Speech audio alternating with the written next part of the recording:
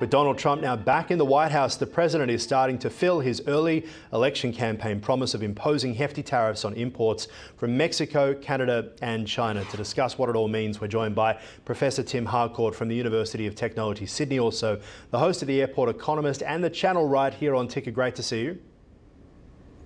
Great, here we go again, Aaron. And I should also mention you're a former chief economist of the Australian Trade Commission. This would be a nightmare scenario for you if you were still doing that role, surely.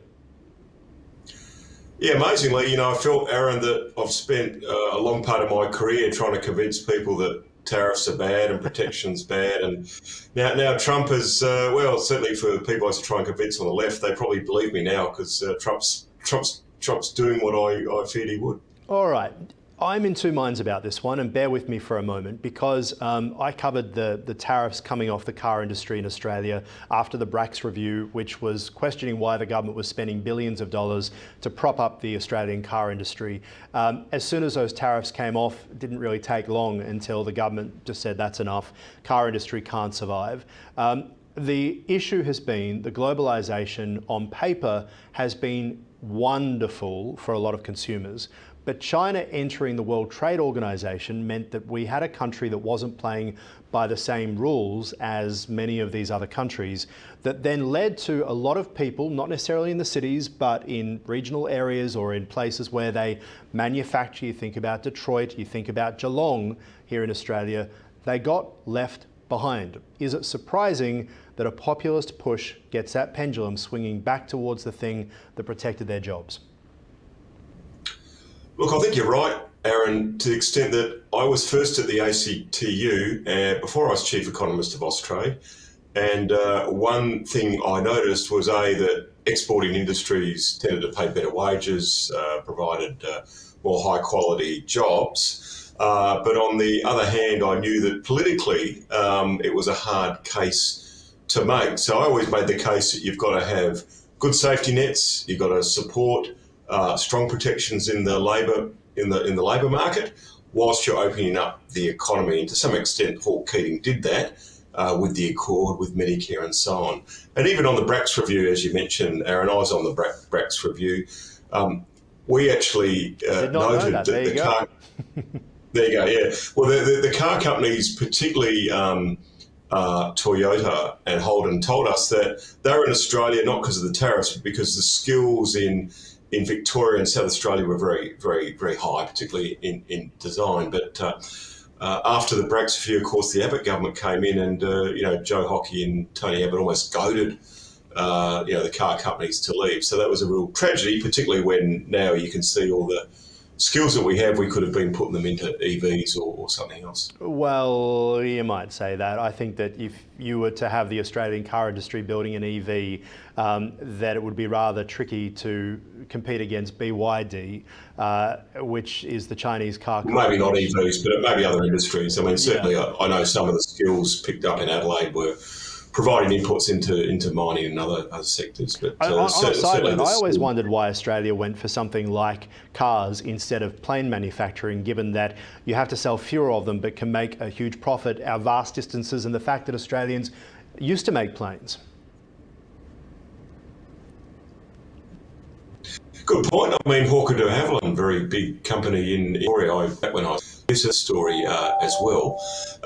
It's interesting, Aaron. I think in some ways Trump has flipped the debate on free trade and protection, almost claiming it again for the Republican Party, which of course they used to be the party of protection, and traditionally Democrats were free traders. So in a way, he's grabbed the debate again on the Republican side, or the Trump Republican side. All right, Mexico and Canada really stand out to me as bizarre choices.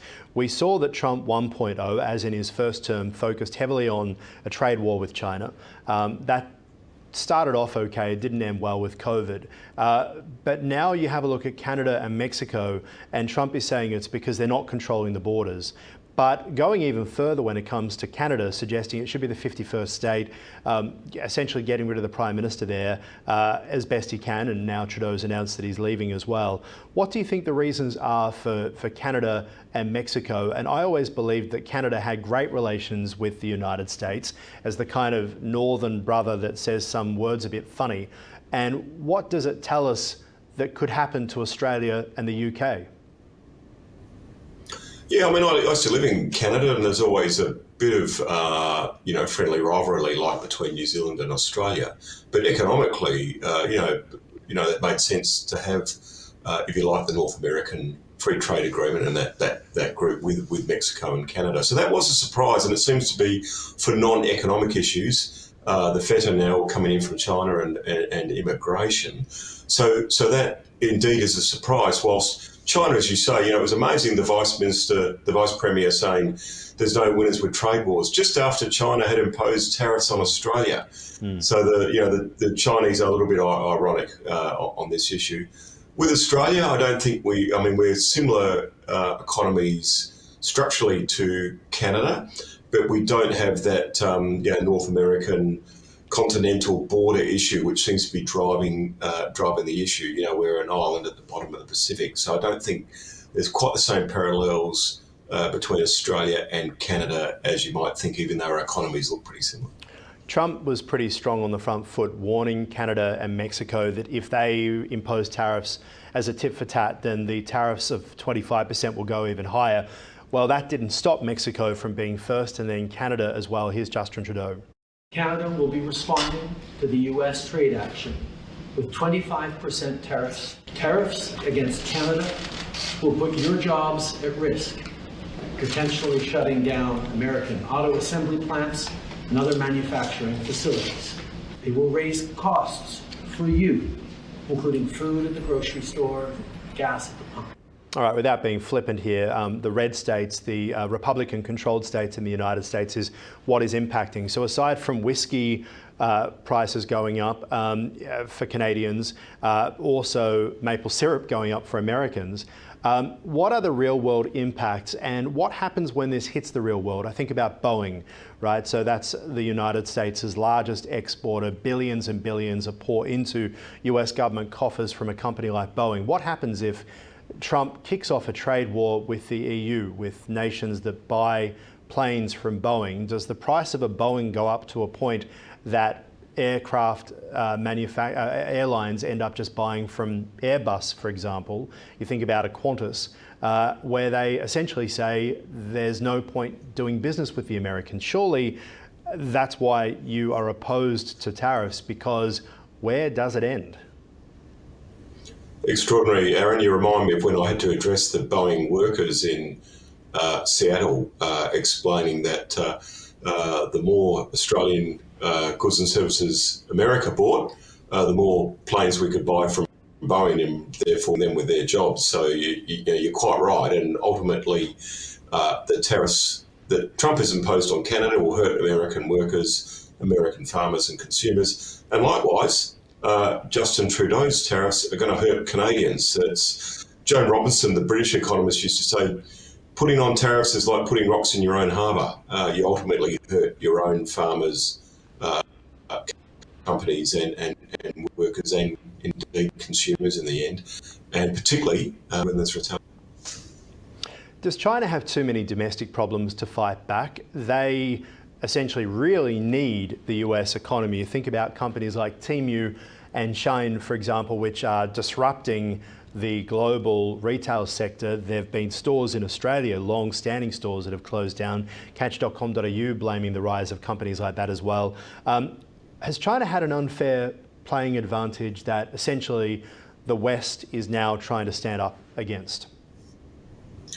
Yeah, I think a lot of people in the US and in the West thought that if we could engage China, get them in the World Trade Organization, get them as part of the international economy, ultimately that would lead to more democracy and more freedom.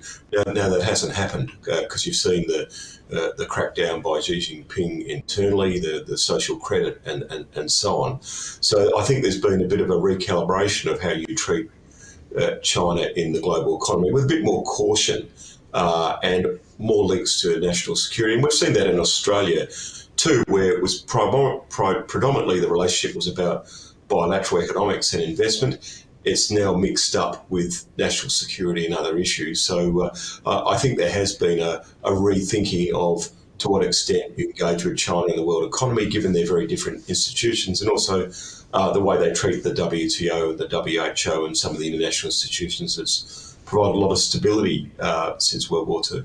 Well, there are also concerns from many economists that China relies quite heavily on slave labour to build the products that we use every day. It might be a mug that we're drinking out of.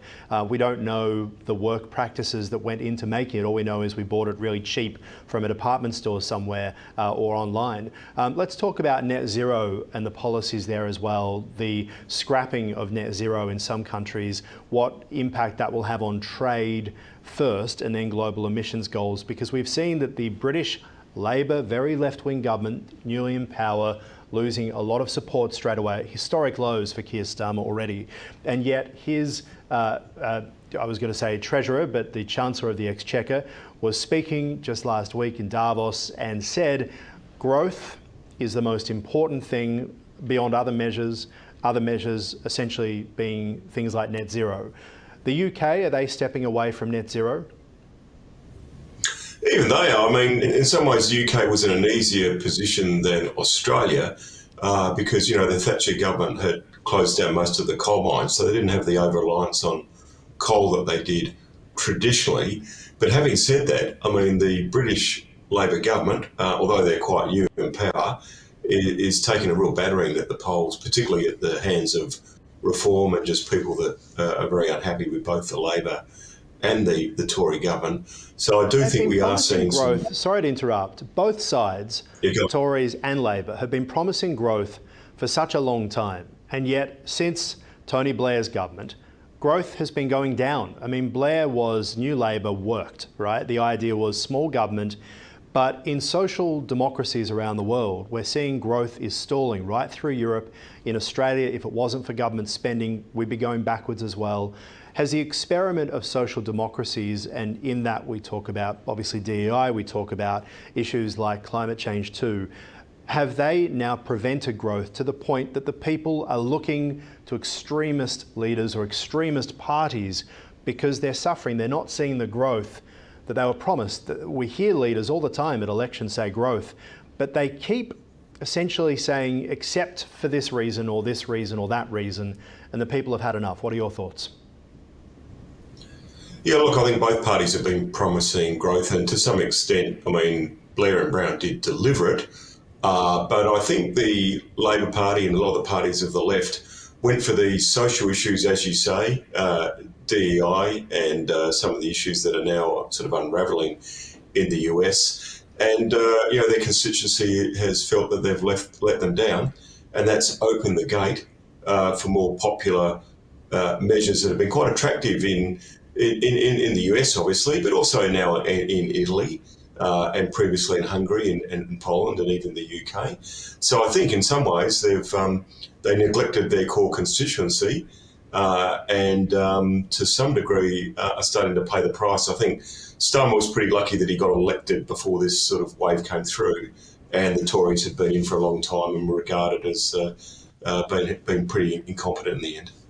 And we have an election due within a couple of months in Australia. One of the first questions that was put to Anthony Albanese, the Prime Minister, post the Trump election was, what are you going to do about net zero policies and Australia's real march towards net zero? And he said that he believes that Donald Trump as a businessman would be looking towards the money that can be spent and gained and made from net zero policies. And there is so much money out there. We see a lot of superannuation firms are spending money on this as well.